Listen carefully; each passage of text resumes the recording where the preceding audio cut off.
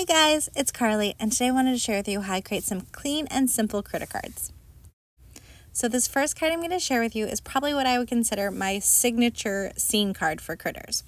I hate to measure, so I usually just grab some low-tack masking tape and mask off the top section of my card front by putting the tape next to each other and then pulling off a few pieces until I have a section big enough to work with to create my little strip of a scene. Then I'm going to use a blending tool to add color to that top masked off section where my scene is going to be. Now you could also very easily cut a piece of colored cardstock to fit here and skip this whole ink blending bit. I don't know why, ink blending is just always my first thought. It's my go-to technique, I guess. After giving the ink blending a minute or two to dry, I'm going to leave the tape in place and pop it in my MISTI, and this is where I'm going to start stamping the images that create my little scene. So I'm using the Barnyard Bunch set, and I'm going to be using the barn and the little stacks of hay, and the hay are going to go off either side of the panel. I'm using a darker pink ink over my light pink ink blending, but this is the part where you can change it so much. You have so many options to vary in this little scene that you're creating. You could do the tone on tone like I'm doing here. You can do multicolor ink blending and then stamp in black. You could do a solid color and stamp in black. You could emboss in white or clear and then ink blend a rainbow over it. So there's just so many options. I love all of those variations.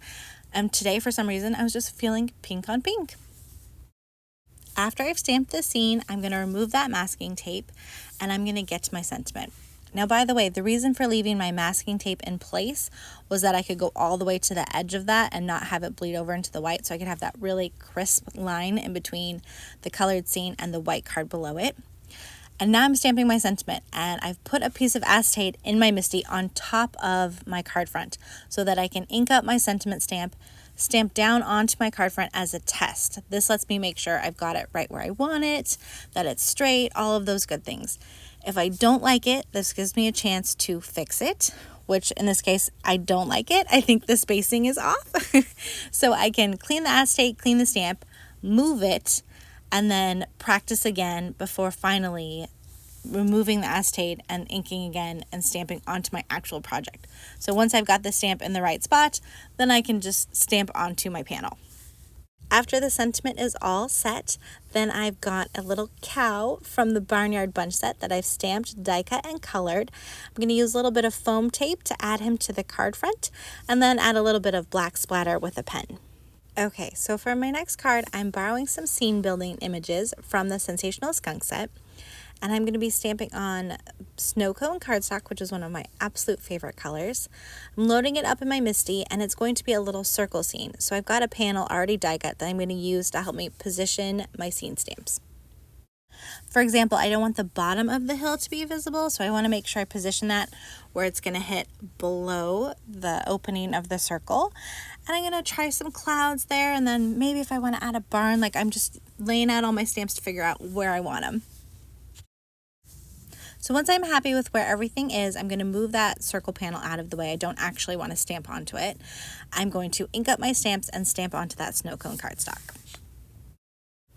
And then after stamping, I realized I actually wanted a smaller circle window. So I die cut a new circle window panel, and I'm going to use it as a placement guide. So I'm taking a little bit of low-tack tape and I'm attaching it to the outside of my MISTI lid. Then I'm going to open that up and I'll be able to use the circle as a guide to curve my sentiment stamp around that circle. I find this works best for one-line sentiments and also shorter sentiments, but it works really well. Then I'm going to take that circle panel off the lid, put it inside my MISTI so that I can test that sentiment. So I'm going to put that acetate over my window panel, ink up my stamp it onto the acetate to double check the spacing and the placement, all of that good stuff. I like it, so I'm going to move that acetate out of the way, ink up my stamp again, and stamp it onto my actual circle panel. And then after that, I'm going to adhere the circle panel over the snow cone scene and add some cute little critters from the Barnyard Bunch, the goat and the cow again. I love how this one turned out too. And thank you so much for watching, you guys. Thanks for joining me today. I hope you were inspired to go create a really easy, clean, and simple scene card. And I hope you have a great day. Happy crafting!